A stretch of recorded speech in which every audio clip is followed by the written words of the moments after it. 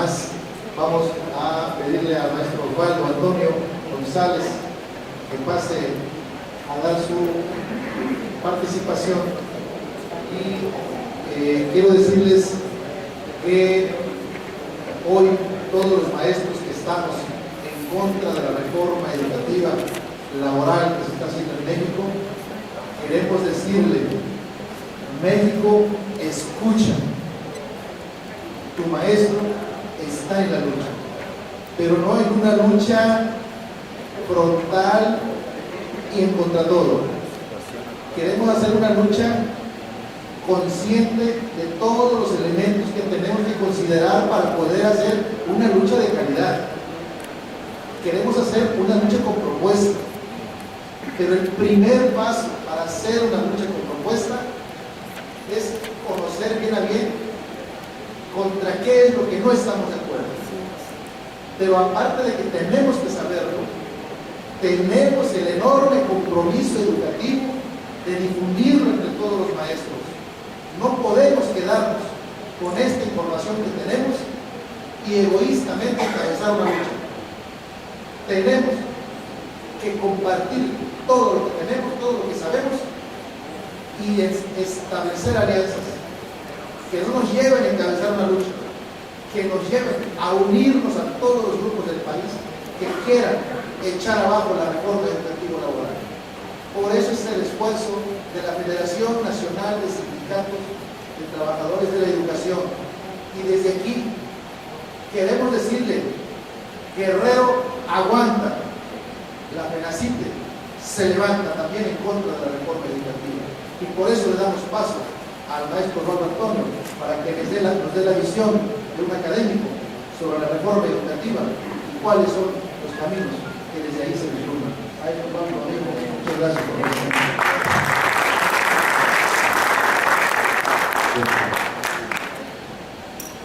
Gracias. Sin duda las palabras de Hugo son un aliento para la lucha que está pasando. Yo creo que México, a diferencia de lo que pasaba hace 12 años, cuando era hegemónico, la respuesta del magisterio y de las ciudades está siendo otra, una respuesta más articulada. Yo no pertenezco, no soy de la parte de la lucha sindical, pero al igual que muchos académicos en educación básica, en educación media, en educación superior, nos hemos metido a los posgrados, hemos estudiado. Y nos parece que en este momento, platicando con colegas académicos, esta lucha que están dando desde los sindicatos independientes, desde focos estados como son Oaxaca, Guerrero, no debe ser la lucha solo de los sindicatos. También los académicos podemos aportar en eso. Digamos, el hecho de que uno se pregunta luego por qué estudiar tanto, por qué leer tanto libro. Creo que aquí está la respuesta para eso, para aportar nuestro granito de arena para construir la educación que queremos. Yo voy a hablarles de dos, pasamos a la siguiente. La primera intención era comentarles cómo va la reforma económica, pero yo quiero ser más provocador incluso en el título, plantear un poco de la situación, pero fijar algunas líneas de acción para romper la estrategia que está siguiendo el Pacto por México, que es de donde sale esta idea de la reforma educativa y laboral. Bien, voy a tener dos puntos. Primero, tratar de desmontar esto que es la estrategia que está utilizando el gobierno actual para posicionarse y bueno, para empezar a implementar una serie de reformas. Y en el segundo punto me voy a detener sobre el bosquejo de algunas líneas de acción, que ya está caminando algunas, pero otra que podemos incorporar a los movimientos que se están haciendo actualmente. Uno de los primeros elementos para demostrar esta famosa reforma que a través de la propaganda nos han dicho es para beneficiar, es para mejorar, etc., es contestar una pregunta: ¿a quién beneficia en realidad esta reforma educativa? Y un primer ejercicio que podemos hacer todos es preguntarnos a quién beneficia y con qué beneficia. Y luego preguntarnos también quién pierde y qué es lo que pierde. Creo que en esa medida nos va ubicando las cosas, porque luego salimos a marchar, por ejemplo, y nos encasillan en ciertos eslogan, por ejemplo, no a la privatización, ¿no? Pero luego se convierte en un eslogan vacío. Aquí lo que estamos diciendo es: demos de contenido a eso que estamos diciendo. Tal vez dejar de utilizar de palabras tan abarcativas o categorías tan abarcativas como no a la privatización y empecemos a desmontar eso, ¿no? Vamos, yo lo voy a intentar hacer, digo, es muy poco el tiempo, pero la idea es mostrar que es posible darle contenido a ese discurso, ¿no? Y lo otro que creo que Hugo ya lo aborda muy bien, que es gobernar un campo, en este caso la educación desde la lógica del mercado. No solo se habla de dinero, ¿no? Porque luego pensamos mercados cuánto va a ganar, no, sino hablamos de un nuevo tipo de toma de decisiones. Es decir, que el usuario, llamado alumno, llamado padre de familia, es el que va a definir el tipo de educación que quiere. Y uno se pregunta, ¿y la labor del Estado? Creo que el consenso de Washington logró eso, adelgazar al Estado, y el Estado se retrae y dice, bueno, yo doy educación, pero ahora que lo definan otros. Cuando vemos o nos preguntamos quiénes son esos otros, resulta que no todos tenemos el mismo peso en nuestra voz. Hay empresarios que son los que están refiriendo, los que van a definir realmente lo que va a pasar en la educación. Entonces, ojo, cuando hablamos de una lógica del mercado de la educación, no nos estamos refiriendo solo a cuestiones financieras, sino al tipo de decisiones o en cómo se toman las decisiones en la educación. Por eso, yo reafirmo que no solo se reduce a cuestión económica. ¿No? Pasamos a la que sigue. Otro elemento importante es sacarnos o salirnos del juego de lo que nos han intentado encasillar. Lo educativo no solo se restringe al aula, es decir, lo educativo no solo es curricular, lo educativo tiene que ver con la política educativa, es decir, con planes, programas, hacia dónde vamos, y también tiene que ver con la política. Recuerden que de acuerdo a nuestra Constitución, una función del Estado era la educación, consagrada en el artículo 3. ¿Para qué? Para que el Estado garantizara el tipo de ciudadanos que íbamos a tener. Y fueron luchas interminables para lograr eso, ¿no? Entonces, un nivel también interesante es el político, el otro sería de la política educativa y el otro del constructo.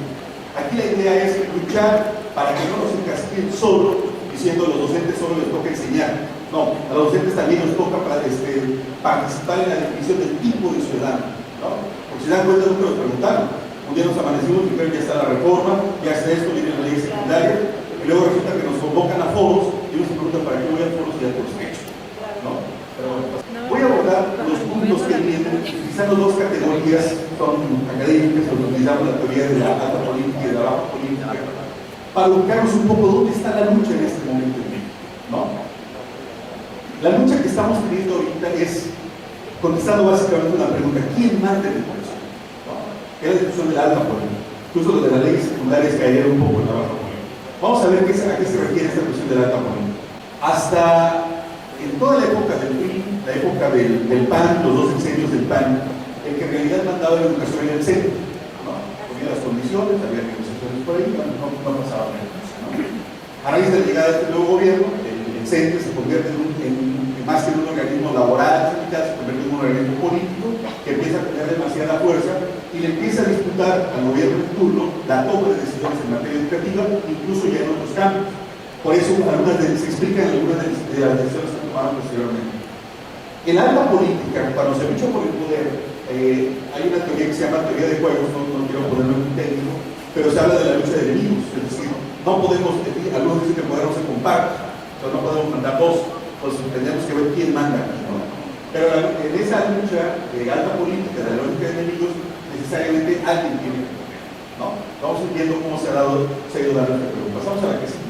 Vamos viendo cómo se ha estado dando la lucha del poder en México, sobre todo por eso decir quién va a mandar en la educación, que es un poco el momento en el que estamos. Acuérdense que antes de la llegada del PAN, había una etapa lo que llamábamos presidencialismo, ¿no? ¿Quién mandaba en el país? ¿Quién mandaba en el país? El señor presidente de la República. Punto. Al llegar a ser presidente de la República, automáticamente todos se bajaban y decían: el que manda es el señor presidente, ¿no? Y en la baja política, que es donde operaba todo el sistema, bueno, pues había toda una estructura asociada al PRI, de servidores públicos, administración pública, incluso sindicatos, ¿no? Todo iba funcionando de manera perfecta. ¿Quiénes eran beneficiados? Pues de iglesia, medios de comunicación. Y la etapa del PRI, hegemónica del PRI, sabíamos perfectamente quién mandaba y todo se movía de manera perfecta. ¿Se acuerdan que no había disidencia? Los desfiles del 1 de mayo eran ir de blanco, bonitos, saludar al señor gobernador, etcétera, etcétera, ¿no? Con la caída del PRI, esto cambia, ¿no? Yo ahí le pongo la etapa post-PRI, no le pongo la etapa PAN, porque en realidad uno no sabe si el PAN llegó a gobernar o si fue una mezcla de rara, ¿no? ¿Qué pasa con la etapa post-PRI?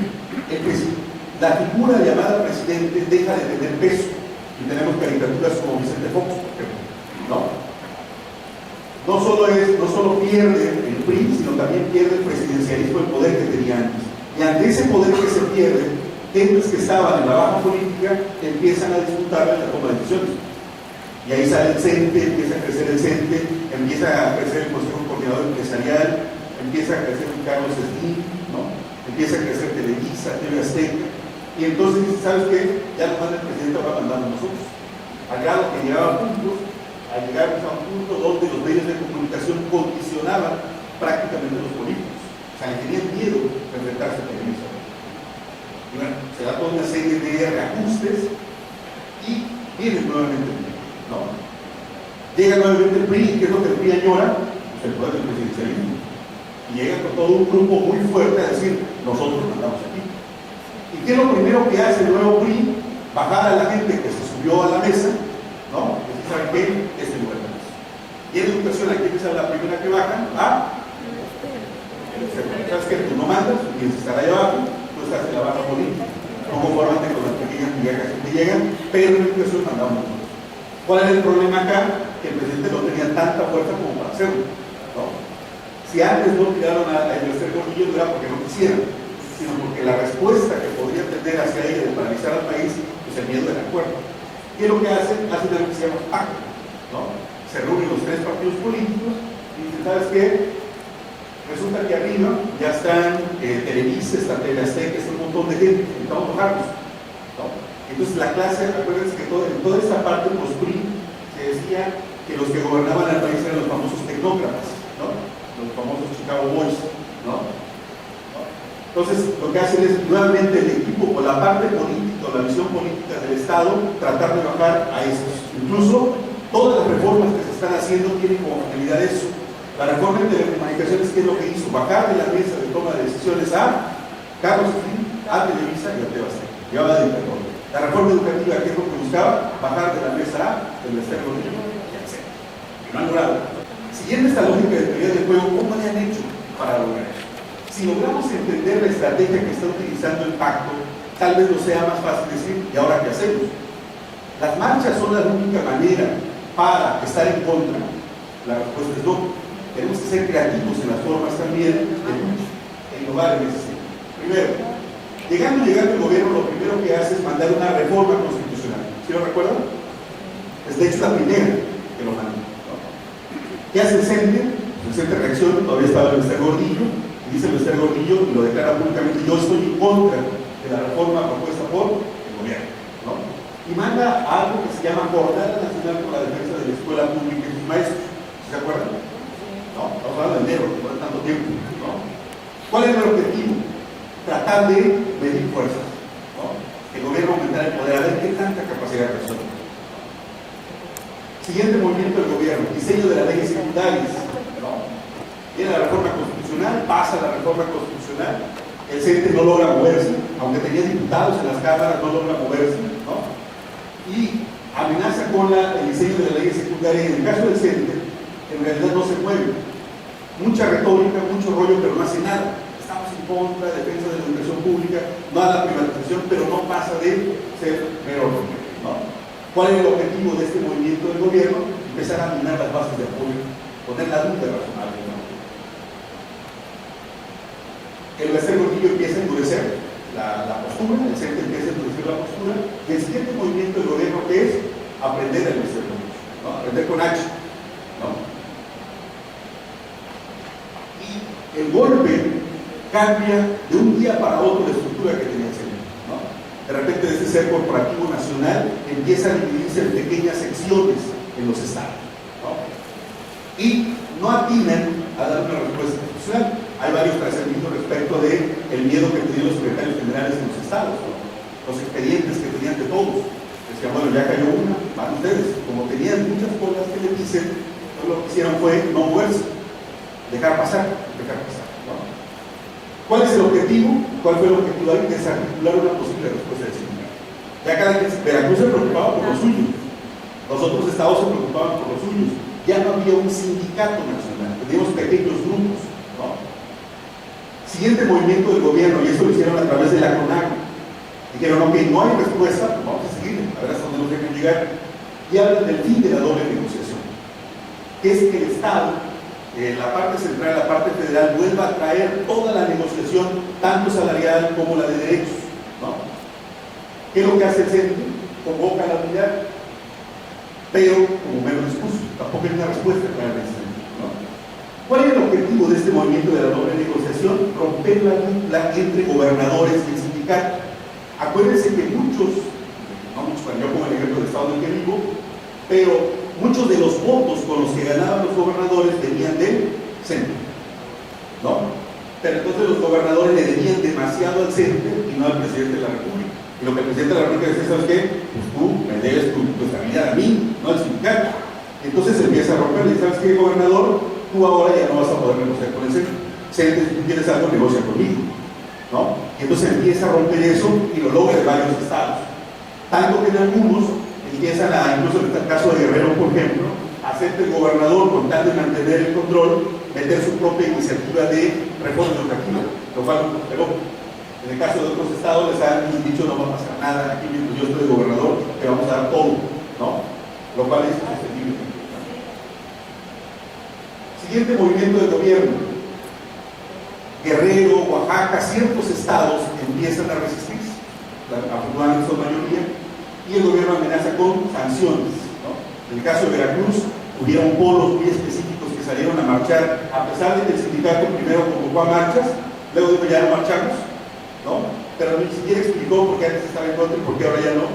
Pero a pesar de eso, algunos maestros se atrevieron a marchar, y ¿qué es lo que hace el gobierno con el aval o con el silencio del CENTE? Es descontarles a la gente que marchaba. Es decir, el día que marchaste te lo descuento, ¿no? Y el CENTE, con el silencio, avaló sus descuentos, ¿no? ¿Cuál es el objetivo? Pues meterle miedo a los profes. Aguas, porque si te enfrentas al gobierno, te enfrentas solito, y las consecuencias las vas a asumir solito. Se publica la reforma de la Constitución, de los articulados estos de los que ya hablamos, del artículo 3, ¿no? Empiezan a filtrarse una serie de documentos y ya el CENTE, en este momento de la historia, ya cambia su postura. Y ahora ya abiertamente defiende la reforma, ¿no? El secretario general del CENTE ya ha recibido por el presidente de la República, en los pinos, no sé si recuerdan la foto, están saludando los dos, pero se dice, el que manda de educación es el gobierno, o es el secretario. Incluso cuando se hace el foro, se coloca el secretario, que antes estaba al lado del señor presidente, o al lado del señor secretario, ahora el secretario general del sindicato está en la primera fila, ¿no? Sin derecho a voz. ¿Cuál es un poco su primer punto? ¿No? ¿Y qué es lo que busca allí el gobierno? Pues mandar un mensaje de fuerza, es decir, ratificar que ya te gané la partida y aparte te obligo a asumirlo públicamente que perdiste la partida, ¿no? Pero seguían los movimientos en Guerrero y en otros estados, y entonces se endurece el discurso del gobierno federal y dice, vamos a aplicar la ley o va a haber mano dura contra todo aquel que esté en contra de la reforma. Y dice, todo dentro de la ley y nada fuera de la ley, ¿no? Y ya el CENTE se alinea al discurso del gobierno y pide a los maestros que protesten, que lo hagan por los cauces legales o no afectando a terceros, que es lo mismo no moverse, ¿no? Y aquí la idea, ya la amenaza, en este caso de la aplicación de la ley, ya no iba tanto hacia el CENTE, ya iba hacia los opositores. Yo aquí pongo una línea, me parece que históricamente podríamos hablar que es el fin del CENTE como actor con capacidad de influencia. Y estamos llegando a un momento histórico. O sea, dejó de ser un interlocutor y dejó de ser un contrapeso al gobierno y se convierte ya en prácticamente la estrategia del propio gobierno. Yo acá pongo en el caso del gobierno le da el kilo de gracia al CENTE, ¿no? Eso de que lo invita a los foros, no le da voz, o sea que le preside, pero el último movimiento hecho por Gurría, por ejemplo, es la OCDE prácticamente anuncia públicamente que se va a encargar de la capacitación de todos los agremiados al CENTE. No se acuerdan de esa foto, ¿no? Ya la OCDE firman un convenio CENTE, convenio básico CENTE, OCDE, y ¿sabes qué? Dice OCDE, yo me voy a encargar de capacitar a los maestros. Entonces no tengan miedo de que en la tercera lo despidan, porque no OCDE se lo firmaron hace 2 semanas más o menos. Hace 2 semanas. Perfecto, y bueno, Gurría es complicado. Entonces ahí muy estrechado. ¿Cuál es el rol que está jugando actualmente el CENTE? Bueno, asume su nuevo rol y mueve su estructura en esta dirección. En la práctica se alinea ya como parte de la estrategia del gobierno. Empieza a condenar las marchas, ¿no? Ordena no desfilar este 1 de mayo, ¿no? Sacaron incluso un documento nacional diciendo que no desfilaran porque iban a haber infiltrados, ¿no? Que iban a provocar violencia. Entonces, por eso mejor todos los maestros del CENTE a su casa tranquilitos, el día feriado, no van a trabajar, ¿no? Y el otro acepta tácitamente que la OCDE forme a los maestros del CENTE, ¿no? ¿Cuál es el objetivo? Que lo han logrado muy bien, que el CENTE acepte que es prescindible. Pero no solo eso, sino que empiezan a apropiarse desde la lógica gubernamental de ese estudio. Aquí haríamos un primer corte y diríamos, desde la lógica de teoría del juego, la estrategia planteada por el gobierno funcionó. El primer objetivo era acabar con el sindicato y lo logró, ¿no? Acabó con el CENTE y paradójicamente no tuvo ningún costo. En los cálculos, yo platicando con algunos académicos pensaron que iba a ser más difícil, ¿no?, poblar al CENTE, y en realidad no lo tan. Pero aparte no solo no pierde, sino gana credibilidad de la sociedad, los expertos y la opinión pública, porque todos coincidimos que el liderazgo de Bester Gordillo era un dique que contenía la calidad de la educación. Entonces pareciera que el gobierno nos hizo un favor al acabar con el Bester Gordillo, ¿no? Digamos, públicamente gana muchos puntos. El CENTE no logra articular un discurso propio, se quedó vacío, cuenta con la gente, pero ya no cuenta con incentivos para garantizar lealtades. Y aparte, en este momento ya, lo vimos en las marchas del 1 de mayo, ya son polos de duda nacional, ¿no? Antes, cuando uno estaba en contra del CENTE, lo que hacía era salirse del CENTE. Ahora fue muy interesante en la marcha, donde gente con la camiseta del CENTE y el logo del CENTE gritando consignas en contra del gobierno. Es decir, no se están saliendo ya del CENTE, sino desde el propio CENTE están empezando a dudar. Había una consigna que se decía en las marchas en el caso de Veracruz que era maestro callado seguro diputado, porque resulta que nos está yendo. Aquí no entiendo la regla, ¿no? Les explico lo que va a aplicar. Pero aquí no aplica, aquí no aplica. Les explico el contexto, porque resulta que los maestros estamos perdiendo derechos, los maestros estamos perdiendo un montón de cosas, pero hay un grupo, una élite que está ganando, ¿no? ¿Y cómo gana? Pues seguramente por un montón de puestos que se le empiezan. Digo, no se aplica a Tabasco, no se aplica. Y nos preguntamos, ¿y ya terminó el juego? O sea, ¿ya el gobierno ganó? No. ¿Pasamos a la que sigue? Estamos iniciando, con todo esto estamos Yo iniciando. digo, no. Pero ahora depende de nosotros. El problema ahora, si antes se detuvo el CENTE, ahora nosotros, que no tenemos nombre, que somos muchos, que puede ser que naciten, pero que también son académicos, que también son libres, que también son partidos, que también son izquierdas, ¿no? Somos la contraparte del pacto. ¿Y qué significa que somos la contraparte del pacto? Que somos a los que, teóricamente hablando, los que estorbamos para que eso siga avanzando. Y en la lógica de teoría del juego, este juego es de suma cero. Solo uno puede ganar y uno tiene que ganar. Es decir, de este lado está el gobierno y de aquel lado estamos nosotros. ¿Cómo va el tablero de movimientos? Ok, ya acabó con el CENTE, pero ahora empieza a focalizar su mirada, sus estrategias, sus recursos contra muchos de los que estamos aquí, pero también de otros lados del país. Ya quitamos al CENTE de ahí arriba, ya no es un interlocutor, yo le estoy llamando entre signos de intervención disidencia, habría que encontrar un nombre, pero eso lo menos. Y tenía razón cuando Hugo lo planteaba, una campaña publicitaria muy fuerte para descalificar a los maestros. Revoltosos, que estamos en contra del progreso todos los días. ¿Se acuerdan las campañas anteriores? Televisa, TV Azteca, prensa, radio, todos fueron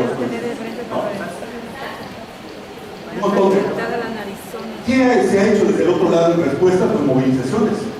Ubicar el problema del campo educativo como un problema social, que es algo interesante que se ha hecho en Guerrero, por ejemplo, en Oaxaca. El problema educativo no es un problema de los maestros, es un problema de la sociedad. La defensa de la educación pública no solo le corresponde a los maestros, entonces están creando frente amplio, lo cual como respuesta ha sido muy interesante, ¿no? Pero como en consecuencia han sido aislados y la lucha se ha radicalizado. ¿Cuál es el objetivo del movimiento del gobierno? Poner a la sociedad en contra de los maestros. Lo ha logrado. Siguiente movimiento. Empresarios entran a la presión. Empiezan a jugar también los empresarios. Y en el caso de Guerrero amenazan con dar clases. Dicen lo que si los maestros se van a paro, que se vayan. Nosotros empresarios vamos a ir a las escuelas a darle clases. ¿Cuánto aguantaron? Pero ni un día.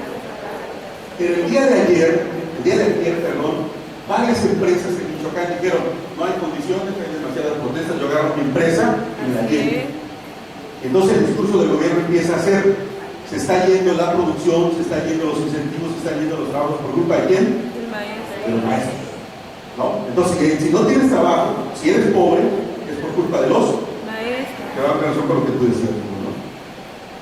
¿Qué ha hecho la disidencia? Ha logrado romper, a mi parecer, el cerco, y ya su voz está llegando a otros estados, ¿no? O sea, se han conectado, han estado trabajando. Hay polos naturales de resistencia, pero se está abriendo estados del norte, lo cual es muy interesante. Académicos y organizaciones de la sociedad civil empiezan a cuestionar la propaganda oficial, ¿no? El objetivo es cercar la disidencia. Afortunadamente no lo están logrando, y prueba de ello es que estamos aquí, ¿no?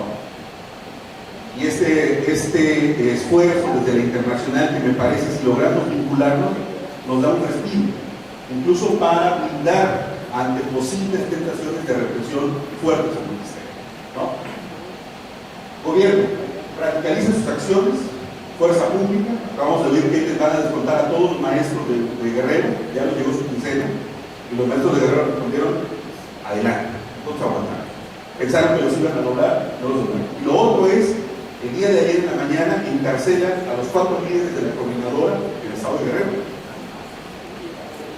Se dan cuenta de la misma estrategia utilizada contra el Bester, la descalifico y luego me meto a la cárcel, descabezo el movimiento, entonces el movimiento, incluso el gobernador anuncia que el lunes todos regresan a clase, ¿no? Pero no se dio cuenta que se estaba enfrentando a otro tipo de movimiento, ¿no? Y resulta entonces que en la tarde los colegas que fueron detenidos son liberados, porque hay una serie de organizaciones que están interviniendo para ampararlos y para dar la lucha en el plano legal, ¿no? Y declaran salir, la lucha continúa.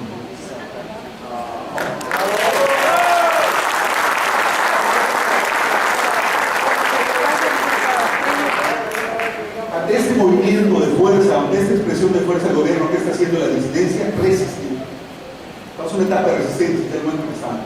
Ojo, pero el tiempo transcurrido, entre más tiempo transcurra del movimiento, es mayor el desastre para el propio gobierno, para el movimiento y para el propio gobierno, ¿no?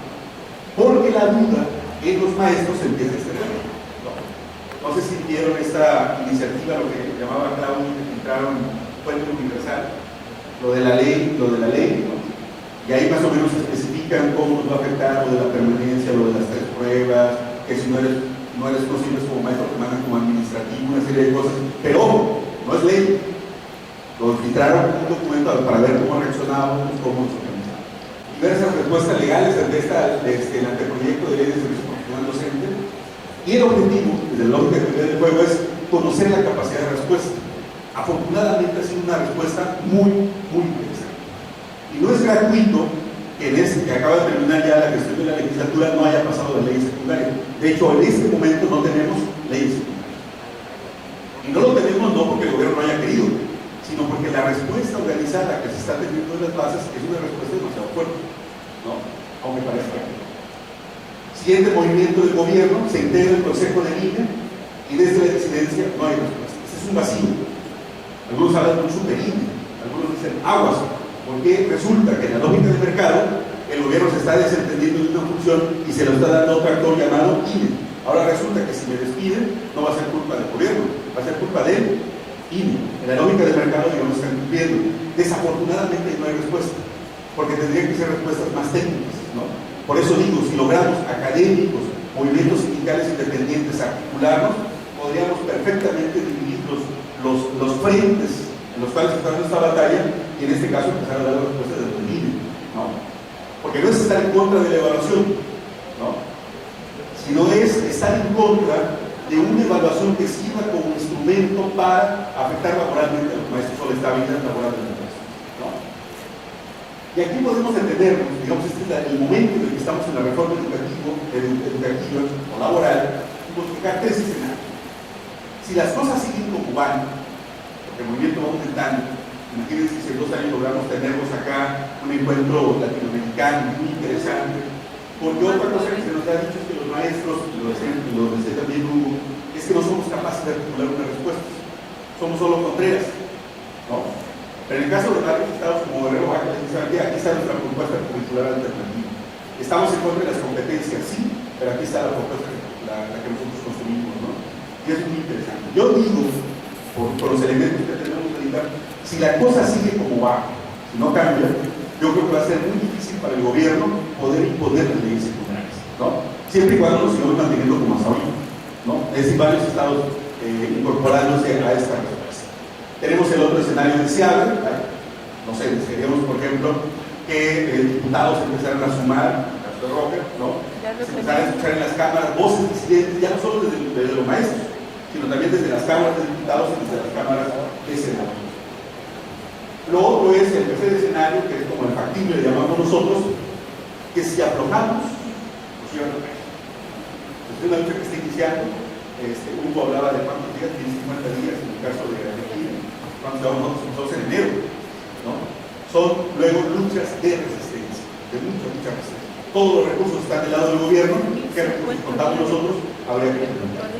Se dice que esta idea de reformar la educación se debe a un contexto que estamos denominando juego de información perfecta. ¿Qué significa? Que conocemos perfectamente al oponente, tiene nombre, tiene rostro, pero también el oponente nos conoce a nosotros, ¿no? Por eso si alguno de los que estamos participando tenemos colas que nos dicen, aguas, ¿no? Porque luego son las clásicas maneras de acabar con movimientos. Entonces saben que, mira, aquí tengo tu expediente, tú antes fuiste esto, y si te mueves, ¿no? En la medida en que logremos limpiar este movimiento de otras características, yo creo que lo logremos limpiar, ¿no? El abanico de acciones de cada jugador, es decir, tanto del gobierno como de la disidencia, es predecible. No hay mucho para dónde hacerse, ¿no? Aquí la pregunta clave que podemos hacernos es ¿qué cadena de acción podemos romper para parar al otro oponente, ¿no? Y habría que preguntarse, ¿nos adelantamos o esperamos? Es decir, ¿esperamos que haya un movimiento de aquel lado del gobierno para reaccionar o empezamos a crear nuestro propio movimiento? Este evento de ahorita, por ejemplo, es un adelantarse. O sea, el gobierno tendrá que reaccionar, ¿no? Y aquí lo que estamos haciendo es pasar de ser un jugador pasivo a un jugador activo. Conocemos a los que están en el pacto económico. Sabemos la historia de Choife, podemos analizar casos de crisis a los que se ha enfrentado y podemos predecir cómo puede actuar.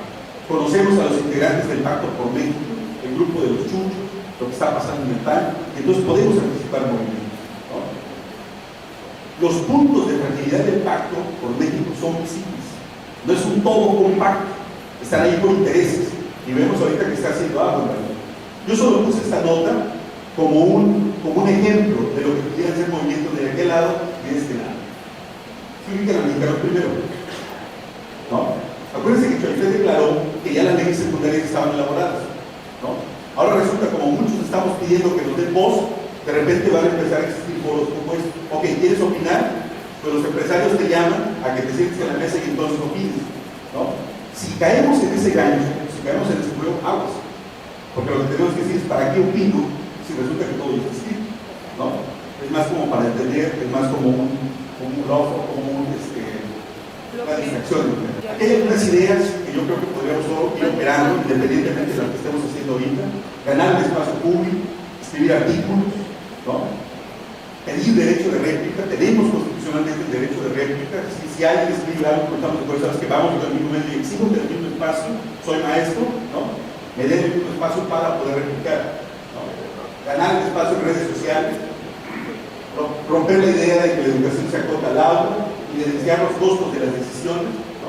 Por ejemplo, esos diputados que votaron a favor de la reforma, habría que decirle, los que votaron a favor de la reforma tienen nombre y son estos, ¿no? Caso de algunos estados donde de repente la Cámara votó a favor, se llena su estado, le dice a los maestros, hay que luchar contra esta reforma, y le dice, oye, ¿tú no votaste a favor? Hacer visible quiénes votaron a favor y que el costo de esas decisiones sean verdaderos costos para ellos. ¿Qué es lo que dice un político? Su imagen. Porque dentro de 6 años te va a venir a volver a pedir el voto, o en 3 años te va a volver a pedir el voto. Si tú le llevas su récord de cómo ha votado, ¿no? Entonces seguramente le va a pensar 2 veces a la hora de votar. Y digo, no nos referimos a Roma. Siguiente punto, establecer alianzas con la sociedad civil y la academia. Rompamos el cerco que el problema de educación básica es problema solo de educación básica. Hablemos con universidades, hablemos con colegas que están en el SNI, que están publicando textos, que están haciendo tesis de doctorado, ¿no? Y hagamos eventos académicos. Lo otro es empezar a publicar, construir datos desde la práctica, hacer visibles ciertas realidades, ¿no? Hay otras ideas. Incorporar la mirada internacional, lo cual me parece interesante. ¿Saben qué es lo que están haciendo en México? Ya lo hicieron en Chile. Y miren cómo fue. Están estudiantes en las calles, ¿no? Y lo tercero que me parece interesante es no autocatalogarnos como oposición, ¿no? Es decir, la educación no es una casa que le pertenezca al gobierno, la educación es nuestra casa. Somos maestros, de ahí somos, no nos salgamos de nuestra casa. Al contrario, defendamos la casa desde dentro de la propia casa. Y yo hago ahí una distinción entre que los maestros estamos al servicio del Estado, no estamos al servicio del gobierno. Acuérdense que el gobierno se va cada 3 o cada 6 años. Nosotros nos quedamos. Entonces estamos al servicio del Estado, porque nos pagan con recursos públicos. Todo lo que nosotros defendemos son los intereses del Estado y no los intereses del gobierno público, ¿no? Y lo otro es movilizarnos con sentido innovador, manifestarnos de otras maneras, de otras formas, y contestar la pregunta: ¿quién queremos que nos vea? Porque luego salimos a la calle, ¿no? Pero le estamos gritando al automovilista, le estamos gritando a otros compañeros maestros, y pareciera que el enemigo es el maestro. Pero lo que habría que detenernos es contra quién estamos luchando. En realidad los enemigos no son los otros compañeros, no son los padres de familia, no son los alumnos. Aquí hay algunos ejemplos de movilizaciones innovadoras. Yo recuerdo algunos casos latinoamericanos, por ejemplo los cacerolazos, ¿no? Es decir, hacer ruido y protestar. Que no necesitamos ser 1000 ni 2000, un grupo realizado de 20, ¿no? Cercos simbólicos, ¿no? Yo recuerdo mucho cuando hacían estos cercos alrededor de los palacios de gobierno, porque tomados de la mano todos, se deja pasar a la gente, se deja salir, no se interrumpen las actividades, pero se da a conocer pues el motivo de protestar. Lo otro, como maestro, podemos hacer maratones de lectura, maratones de esto, ¿no? Es decir, sacar a la escuela de las 4 paredes, ¿no? Y hacerlo. Toma de clase en lugares públicos, acciones coordinadas en redes sociales, por ejemplo, todos a tal hora, los maestros que estamos inconformes, vamos a colocar en nuestros muros la siguiente frase: empezar a contagiar, empezar a contagiar, empezar a contagiar, empezar a contagiar. Acciones de solidaridad mundial, ¿no? Hablar con colegas de otros países que empiecen a hacer pronunciamientos públicos acerca de solidaridad con el movimiento que está haciendo el pueblo mexicano. Otro pueden ser los proyectos focalizados. Nuestras cooperativas escolares todavía le compramos productos a Bimbo, todavía le compramos productos a Coca-Cola. Pues ponemos de acuerdo los maestros que estamos en contra de esto, que durante esta semana no vamos a comprar ningún producto que tenga que ver con eso. Y van a ver cómo no, luego empiezan a pensar en estas iniciativas que han estado implementando. Muro de voces, por ejemplo, que tiene que ver con, le pedimos a los niños que elaboren pequeñas cartas, por ejemplo, y las pegamos en lugares visibles, ¿no? La idea es ir ganando y explicar un poco el movimiento.